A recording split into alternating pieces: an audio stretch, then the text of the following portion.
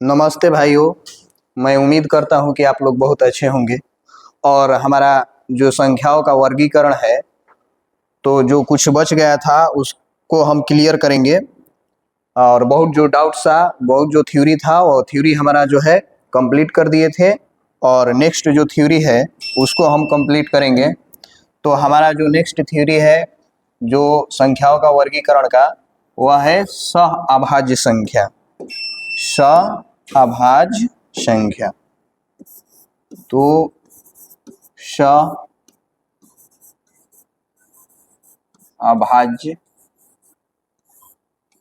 संख्या इंग्लिश में को प्राइम नंबर कहा जाता है।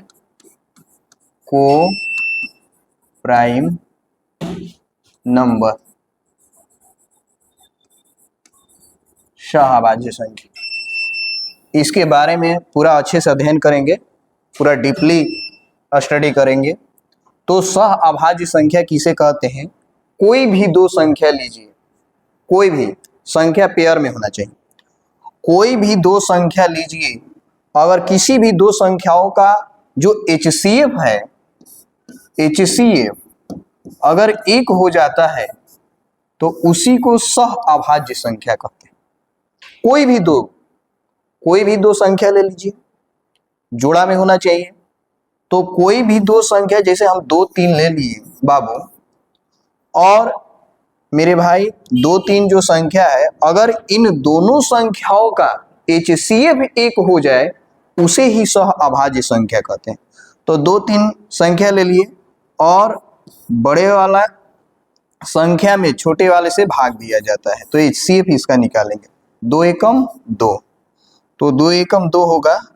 यहाँ थोड़ा मिस्टेक से लिखा गया, ठीक है। यहाँ एक, रुक जाइए, यहाँ एक, 2 एकम 2, तो 1 हो गया। फिर 1 से 2 में भाग देंगे, डिवाइड करेंगे, तो 2 1 के पढ़ा 2 बार पढ़ेंगे तो 2 बार में पूर्णतः डिवाइड हो जाएगा। तो यहाँ पर इसका HCF क्या आ गया बाबू? HCF 1 आ गया। क्या आ गया? 1। तो ये क्या हो गया? 2 3 क्या हो गया? तो सहअभाज्य संख्या हो गया। हम अभी ही बताए कि जो हमारी सहअभाज्य संख्या का डेफिनेशन है वह क्या होना चाहिए? तो HCF 1 होना चाहिए। कोई भी दो संख्या लीजिए, अगर उसका HCF 1 है मेरे बाबू, तो वह क्या है? सहअभाज्य संख्या है। तो इसको पहचानने का कोई लॉन्ग मेथड में नहीं जाना है, सिंपली इसके डेफिनेशन पे जाना है कि क्या होना चाहिए कंडीशन।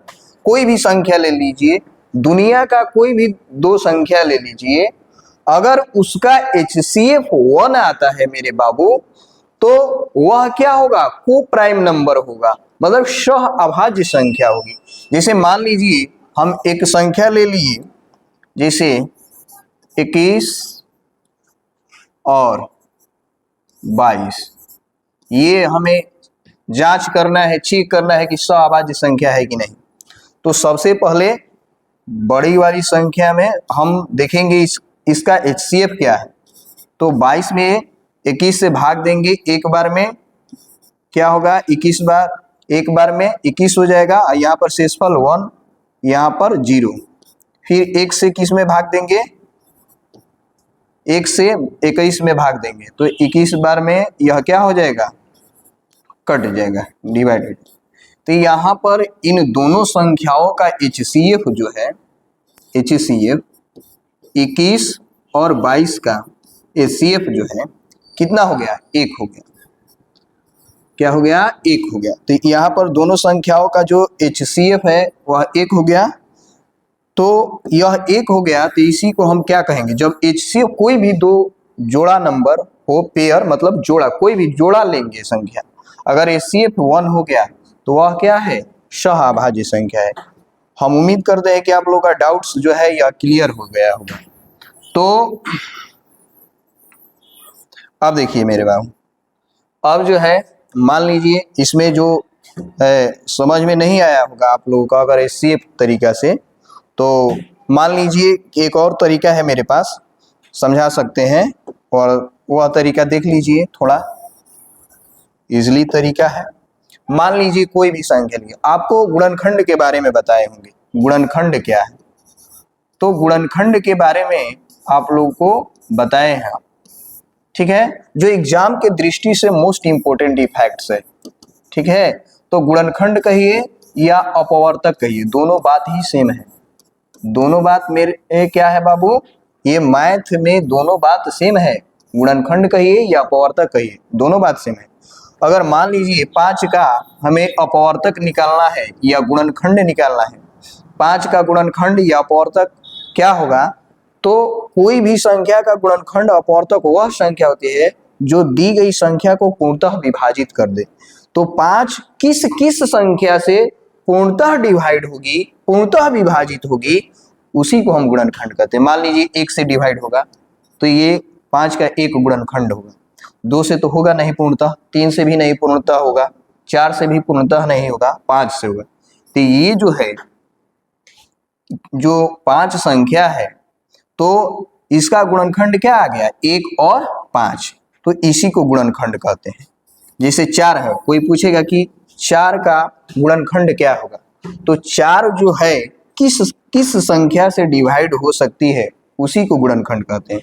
तो जैसे यह 1 से भी डिवाइड होगा, ठीक है मेरे बाबू, 2 से भी पूर्णतः डिवाइड होगा और 4 से भी पूर्णतः विभाजित होगा, तो इसका गुणनखंड जो है 1, 2, 4 होगा। अब हम गुणनखंड, अब देखिए मान लीजिए कोई और संख्या ले लिए, 9 ले लिए, और इसका गुणनखंड क्या होगा, तो सबसे पहले चेक करेंगे कि ये 9 जो है, ये संख्या किस किस से पूर्णतः विभाजित होगा। तो ये संख्या जो है 1 से भी पूर्णतः विभाजित होगा, 2 से नहीं हो सकता है, 3 से भी पूर्णतः विभाजित होगा, 3 का 9, ठीक है मेरे बाबू, 4 से नहीं होगा, 5 से नहीं होगा, 6 से भी नहीं होगा, 7 से भी पूर्णतः विभाजित नहीं होगा, 8 से नहीं, 9 से, हाँ तो 9 से। तो जिन जिन संख्याओं से पूर्णतः विभाजित होगा उसी को हम क्या कहते हैं, गुणनखंड। तो 9 का गुणनखंड क्या होगा, 1 होगा, 3 होगा और 9 होगा मेरे बाबू। तो आप लोग, उम्मीद मैं करता हूं कि आप लोग बहुत अच्छे से गुणनखंड के बारे में समझ गए होंगे, ठीक है। तो अब जो है सहअभाज्य के बारे में बताए थे, फिर देखिए एक बार थोड़ा हम क्लियर कर दिए थे, इसलिए मिट गया है, सहअभाज्य संख्या, ठीक है, जिसको इंग्लिश में को प्राइम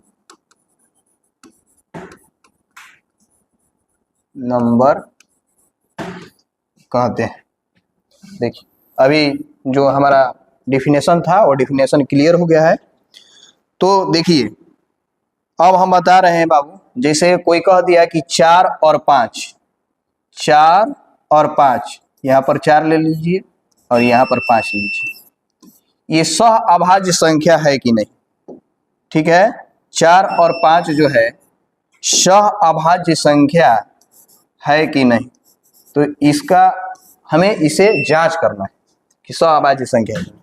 तो सबसे पहले 4 का गुणनखंड देखेंगे, 4 का गुणनखंड, ठीक है, 4 का गुणनखंड क्या हुआ उसको देखेंगे। तो 4 किस किस संख्या से विभाजित हो सकती है, तो 1 से, 2 से और 4 से, ठीक है।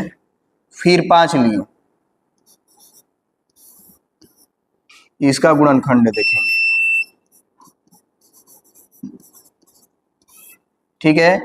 ये किस किस से विभाजित होगी, किस संख्या से, तो 1 से और 5 से, इसके अलावा किसी भी संख्या से ये पूर्णतः विभाजित नहीं।